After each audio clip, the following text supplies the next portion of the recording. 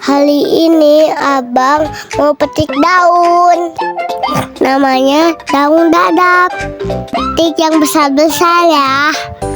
Petiknya harus ganjil ya. Itu kata orang tua. Di situ namanya daun apa? Cuci dulu biar bersih. Habis itu dikasih air hangat biar gak kedinginan. Itu dibejek-bejek sambil dipelas-pelas. Nanti dia berubah warna. Ajaib kan? Nih, habis itu disaring biar ampasnya nggak masuk. Nanti kita minum. Udah jadi deh. Abang minum duluan. Habis itu bunda terakhir seneng. Tanya pahit, tapi batuknya bisa sembuh.